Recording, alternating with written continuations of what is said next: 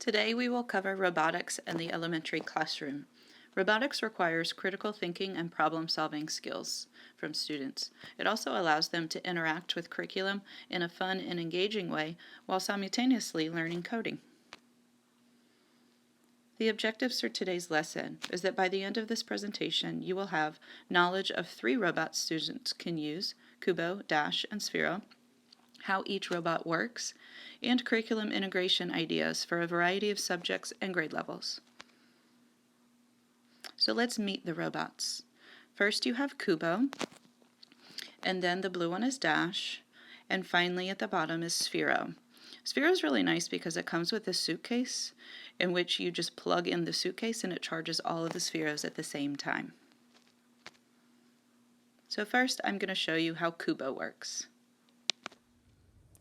I'm going to show you how Kubo works. This is Kubo. He comes with this little map of the town where he lives. He also has these little tiles. Now these tiles on the back side you can see have a little microchip, and that's what Kubo reads so that he knows what to do.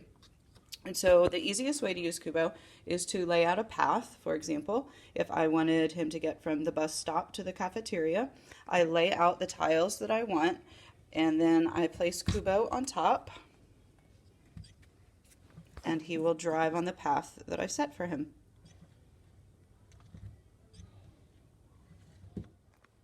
Another way that Kubo can work is if you don't want to lay out the tiles on the mat, if you want him to memorize the code that you've set for him, you use these record buttons. And so I'm using the red feature, and when I place Kubo on top, he's going to roll across to read it.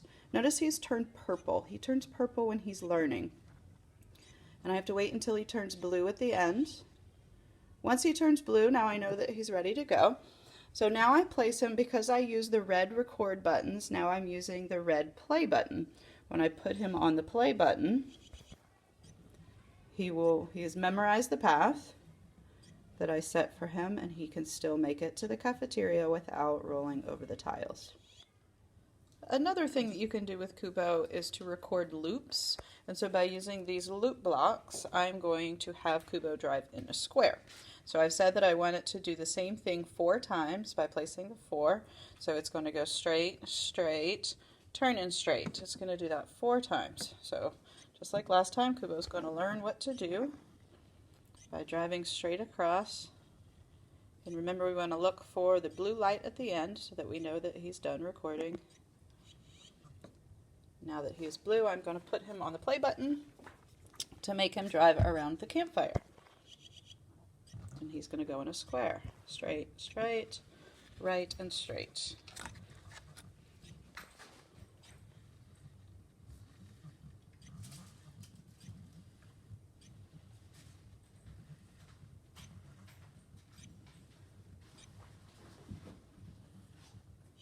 And there he went in a square because I programmed it to do that 4 times. All of the features that I've showed you so far have come from this original Kubo coding box. We also have the Coding Plus, Kubo Coding Plus, and inside there's a lot more options that you can code Kubo for. So here we have some wait blocks where it'll make him wait before he goes. You can adjust his speed. You also can make him go directly backwards without having to turn around. He can also code to do a U-turn. He can turn 90 degrees or 180 degrees, either left or right. And then these blocks will make him go 2 at a time, with 2 straights in a row, 3 straights in a row, or 4 straights in a row. And he moves a little quicker when you use these blocks. Now that you know the basics of Kubo, I wanted to take a moment to discuss some Kubo lesson ideas. I didn't show you in the video, but Kubo comes with a blank map so that you can create your own map of anything. And so this would work really well for retelling a story. For example, you could take the story of the 3 little pigs. Students can make a wolf costume to put onto Kubo. And then you could use the blank map to add the houses made of straw, sticks, and bricks. Have the students code Kubo to go to the different houses, and then the students can retell the story as Kubo is driving to each house. A math lesson idea would be for adding and subtracting on a number line. Once again, for this you would want to use the blank map and draw a number line on it. Students can then program both the blue and the red programs to show each number, and then run the two programs together by placing the two play buttons side by side. Another lesson idea is for area and perimeter. Kubo can guard an area or go around and around an area with a specific area or perimeter. Use the loop blocks to have them go around several times, like seen in the video. For force in motion, students could program Kubo to demonstrate each of Newton's 3 laws of motion. For example, he could run into a ball that would then make the ball roll. That would be Newton's first law. You could have balls of different masses that Kubo would run into, and students could observe the differences in how fast or slow the ball would roll. You also could program Kubo to hit something, such as a wall, and then drive backwards to show an equal and opposite reaction. Now let's talk about Dash.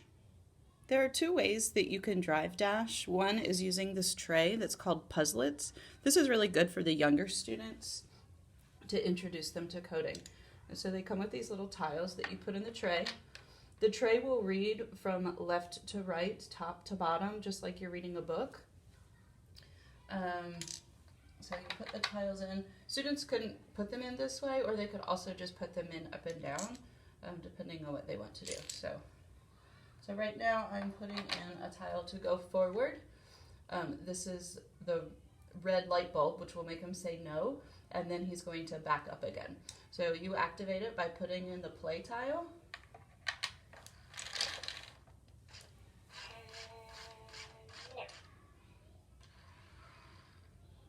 And so as you can see, he did all 3 commands in the order that I placed them in the tray.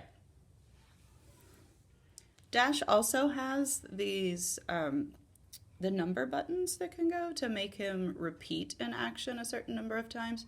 The Puzzlets only comes with the 2 and the 3. So I've placed the 3 in the tray and the heart icon, and so he's going to do like a kissy face 3 times.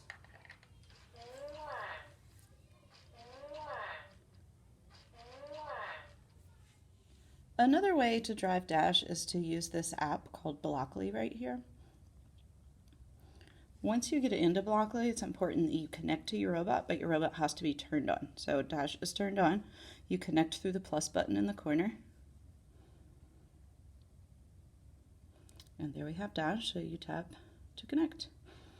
Now Dash is going to do a little dance to let me know that he is connected. So on the left-hand side, you'll see that there's a menu that's broken down into categories. First, we're going to look at the drive menu because we want Dash to drive around. So click on drive. As you can see, he can go forward, backward, turn left, right, etc. So let's say we want him to drive forward. I'm going to drag that box out. And it's important that you attach it to the when start button. And what that means is when I press play, Dash is going to go forward 50 centimeters at a normal speed. Notice that the 50 and the normal are in boxes. This means that they can be customized. So if I tap that block on the left, we have a slider that will adjust his distance. So right now, like I said, he's set at 50 centimeters. You can drag to make it less or more. So let's say I want it to be a little less. I want to go for 30 centimeters. And maybe his speed, I want him to drive slow. So I can either tap on the minus sign here, or I can adjust the arm slider. So now he's set to drive 30 centimeters at a slow speed. Once I press play down here in the corner, that is what Dash is going to do.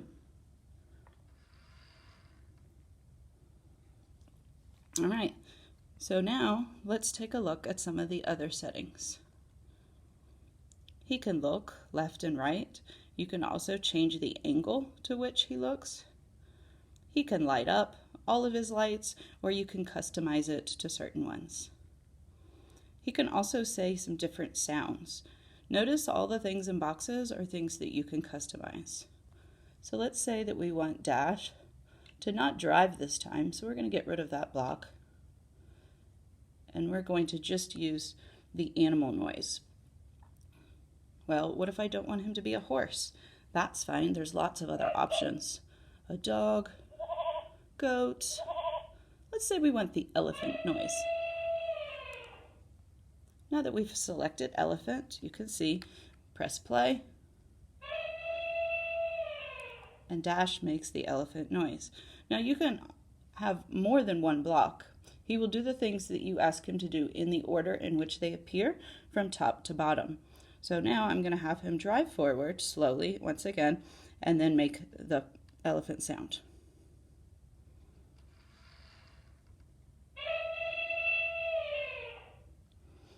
So as you can see on the menu, he did those things in the order in which I had selected.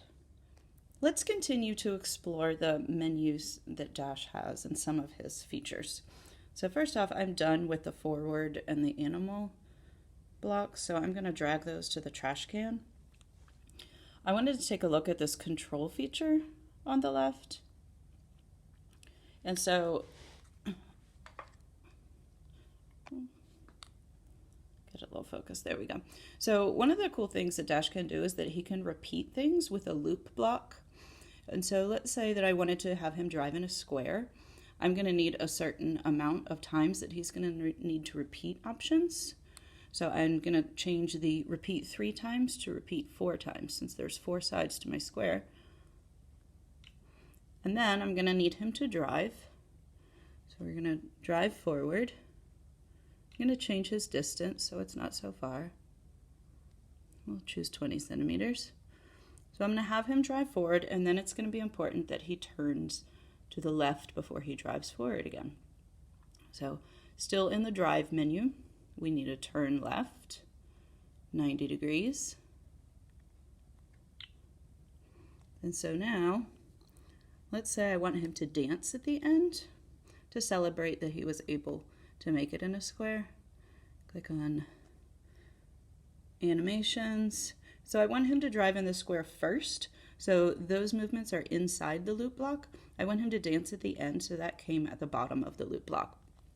So now when we press play, we will watch Dash.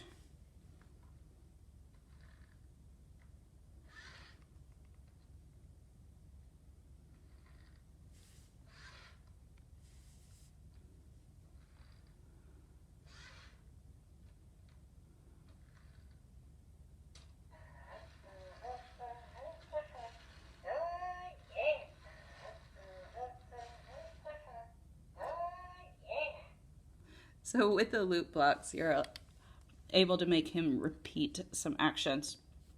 So let's take another look at the control and see some of the other options. Dash has a lot of sensors on him, which is really cool. So you could use this, repeat Dash, repeat until the top button. So that means that he would repeat whatever actions until you press the top button. You can change the top button feature. And so there's other buttons on Dash's body that you could press, which are shown with the 1, 2, and 3. Also notice here, he can sense things in front of him with a sensor in his eyes. Also, you can wait until he touches something. So you would have him repeat these things until one of these conditions occurred. So he can listen for claps, or listen for your voice, or he can wait until you pick him up, which is a pretty cool feature. Dash comes with several attachments that help students to engage in curriculum-related activities. One of these attachments is the launcher, and so I'm going to show you how to code to use the launcher. So there is an accessories menu over here on the left. So I'm going to click accessory, and I want the launcher. And so what I want to look for is the fact that right now he has a ball that's already loaded into the launcher, the yellow ball. So the first one that I'm going to pull out is to launch. So if I want him to launch that yellow ball, he's going to launch it with 70% power. So next, I want him to load the green ball, which is on the left. So click accessory again, and now you can see where it says load launcher left. Once the green ball is loaded, we're going to want to launch it. So click on the accessories tab again, launch with, and now let's adjust the power a little bit. Maybe we want him to launch with 80% power. After he launches the green ball, so first the first launch is to launch the yellow ball. The second one, we're going to load the left green launcher, and we are going to launch it at 80% power. Now we are going to need to load the pink ball, which is on the right. So we're going to load a launcher. Once again, everything in the box can be customized. So we're going to change that to be right. And then we're going to have to launch it. So one last time, launch with, and now let's try launching with 100% power. All right, so now that I am all ready to go with my coding, I'm going to hit play and hopefully it will work.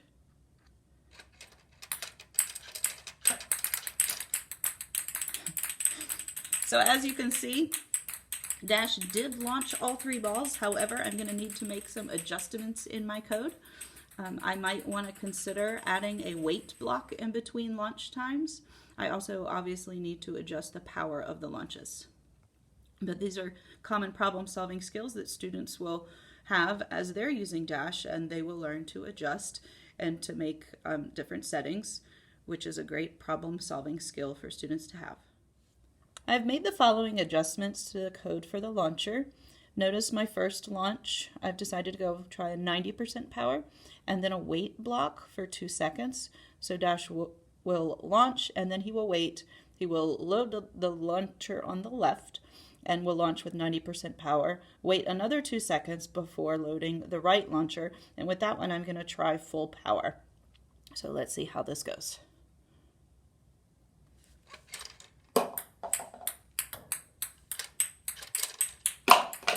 It made it! Another accessory that you can purchase for Dash is called the Sketch Kit. It's a set of dry erase markers, and they attach to the bottom of Dash, and then there's this drawing mat so that you can draw with the dry erase markers. So in the accessory menu in the app that I was showing you earlier, you can see there's a section there for marker up, marker down to go with the Sketch Kit. And so I've decided that I want Dash to drive in a square. And so I coded marker down, then he's going to drive forward, pick up the marker so that when he turns that mark is not made. And so I've done this 4 times, but that's a lot of code. So to save time, remember the loop block that I showed you? So I'm going to get rid of part of this and only keep the one part that he needs that he will loop 4 times. So now I go into control, the repeat block, put everything inside there and change the number to 4. And now we will press play and watch him go.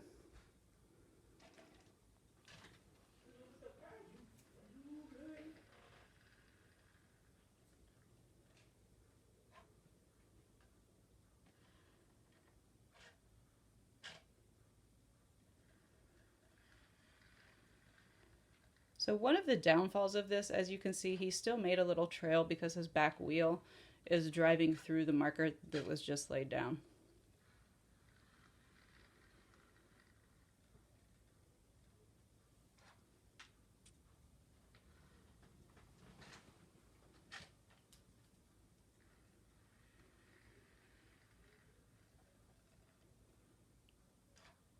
And so now he's completed all of his steps and he has drawn a square. You have the basics of how to work Dash and some of the attachments that he comes with. I'd like to think about some Dash lesson ideas for content integration.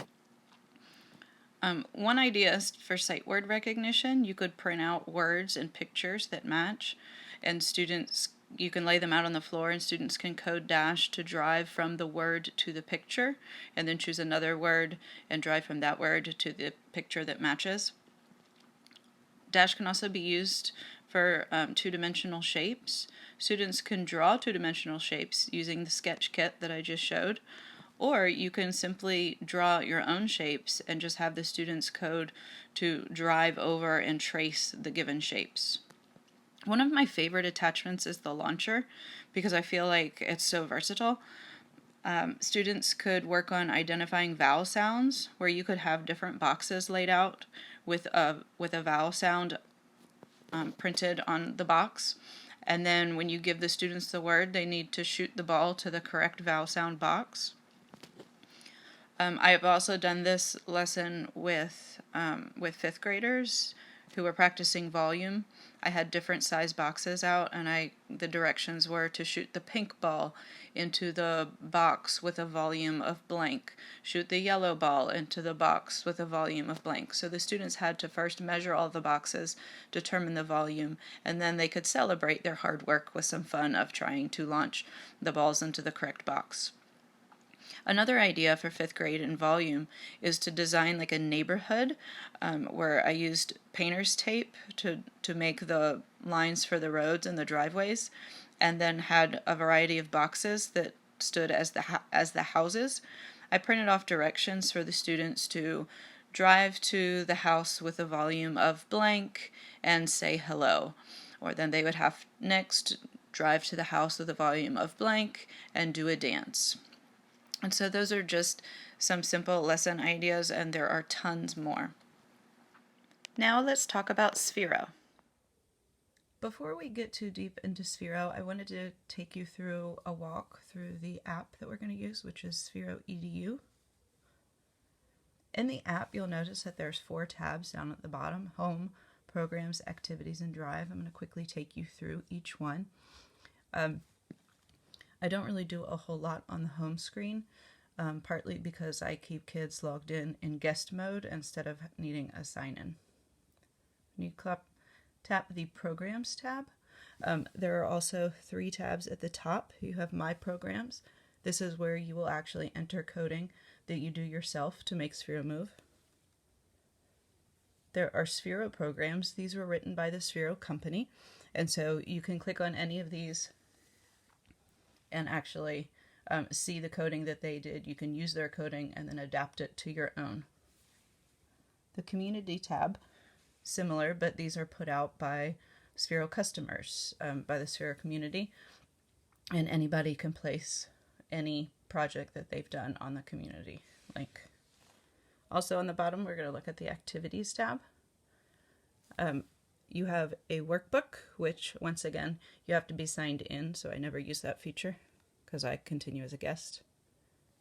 The Sphero workbook, this is really helpful, especially these blocks activities, because those can teach you a lot more about the coding features. I'm going to show you just the very basics, but if you want to learn more, those are some great lessons to go through.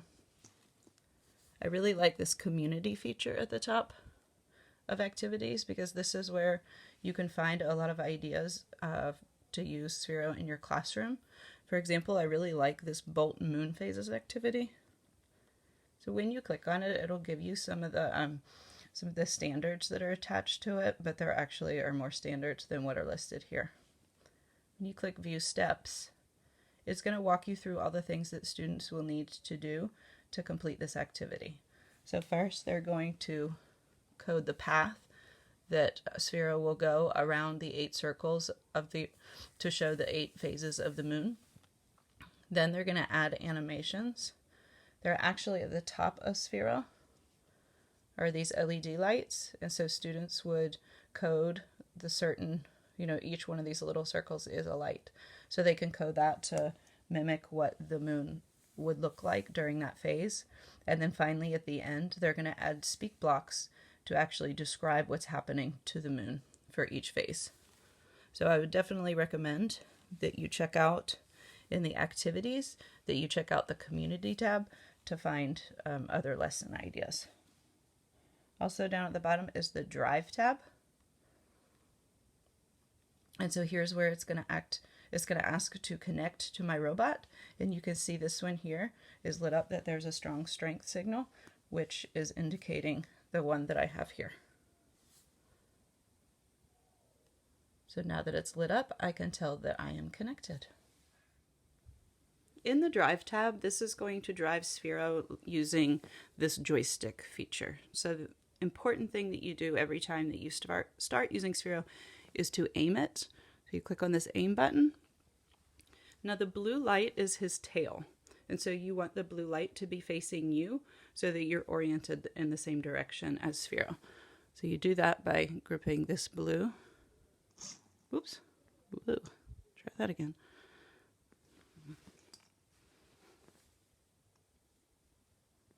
So you just want to maneuver this around until his light is now his tail and he's facing the same direction I am. You can set his speed using this. So right now he's at top speed. Because I'm using a smooth surface, I would not recommend top speed. It's going to go way too fast. It depends on the friction level of the surface that you're working on as to what you want your speed to be. So I'm going to keep it kind of minimal and try that and see if that will work. So you just move the joystick and it will roll. And I can bring it back to me. And so that is how to use the drive feature. You also can change the color of the lights on the top, which students really enjoy customizing to their favorite color. Another way to drive Sphero is through creating a program. So you're going to go back to the Programs tab. Then at the top, you're going to click on My Programs. You want to start a new program by adding the plus button. You want to make sure that you have that we are going to do block coding and that we have a Sphero bolt. You can also choose to name your program. When you're working in the classroom, I would suggest that students add their name there so that they can easily go back and find the program that they were working on. Click Create. As you notice up in the top here on Start Program, it's really important that any of these that you want to use, that you attach them to this on Start Program. And so the most used button on the bottom is the first one where you roll. And so there's 3 different settings. The first one is going to be which direction he's going in. So students can either tap to type in an exact heading, or they can use this. This is great for the elementary kids because they can easily visualize and they don't really know all of the numbers of the degrees yet. And so if you want him to go straight, we're going to keep it at that. Next is going to be his speed. Once again, here you need to consider the friction that you're dealing with so that you know how high or low to make the speed. You also can tap on this number here, which is helpful because sometimes it's hard to get an exact number. So let's say I want the speed to be 25. Oops. And it's a little odd because the keypad seems to be like upside down backwards, which throws kids off at first, but they get used to it.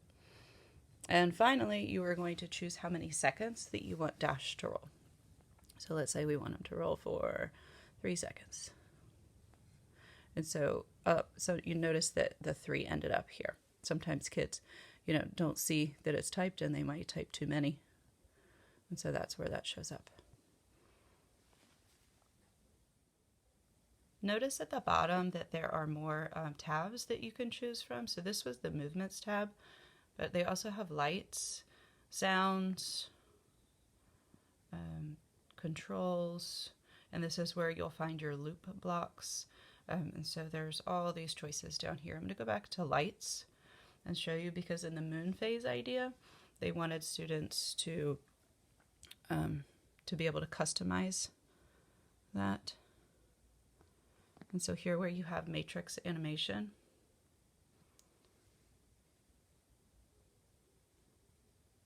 we're going to click on that.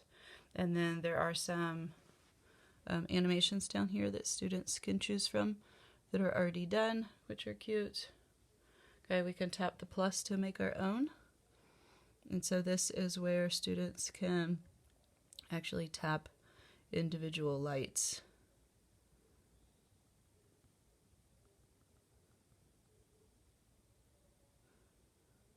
And that was, oops, really not perfect. Anyway, and then you click check. And then when you press start at the top, it is going to show exactly what I wanted it to do. One of the activities that I like to have students do to get them acclimated to using Sphero is Sphero Mini Golf, in which you map out a course like the one that I have shown here, where they start at the start and try to get him into the hole at the end, all within one code. And so I've used the movement blocks that I showed you before. except now I have two of them. So I have roll forward 0 degrees at a speed of 35 for 3 seconds.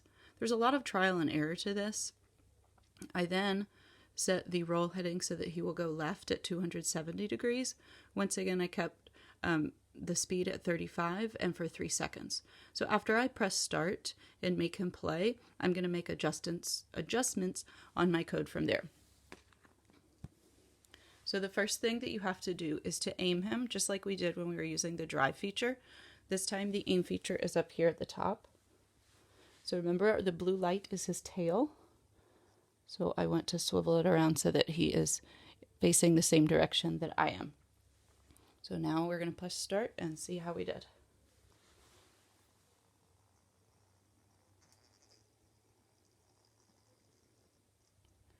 All right, so that wasn't bad, but obviously I need to make some adjustments in my code.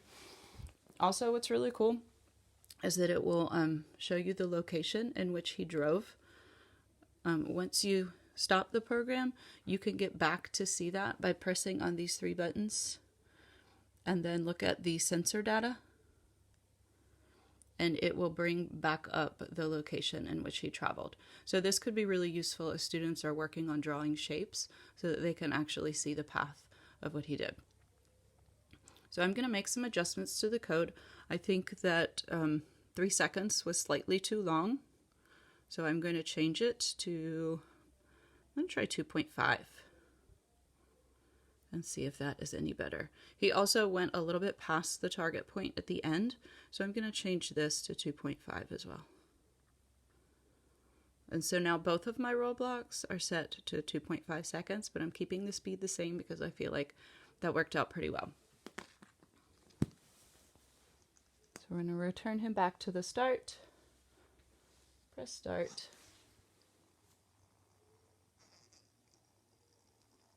And as you can see, my code was much better.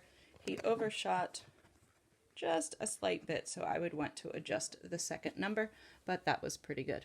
So we already saw one Sphero lesson idea with the moon phases, but there are so many more. Students could use the drive feature to match pictures and words. You could have them laid out on the ground, and students could simply roll Sphero to the word and then to the corresponding picture. You can also use this with counting in the younger grades, whether it be counting 1 through 10 or skip counting. You could have those numbers randomly laid out on the floor and have students drive Sphero to each number as they count. Sphero is also great for creating 2D shapes. Students can use the program feature to program him to roll and create each shape. And as I showed you from the sensor data, it will show you the shape that he created at the end so that students can verify what they've done. Another idea is for life cycles. Students can draw and label each stage of a life cycle. Then they can program Sphero to drive to each label. You can actually program Sphero to say your voice, and so students can program their voice to explain each stage. Another idea similar to this one is for the human body systems. Students could use the big butcher paper to draw a huge person and the digestive system. They would then code Sphero to travel through the digestive system and program their voice to explain each stop in the system. So those are just a few ideas. Once again, take a look in the app at all of the community ideas that have been shared, because you can really springboard off that into your own classroom. So I hope today that you have walked away knowing our robots, knowing how to use them, and with some ideas to get you started in your classroom.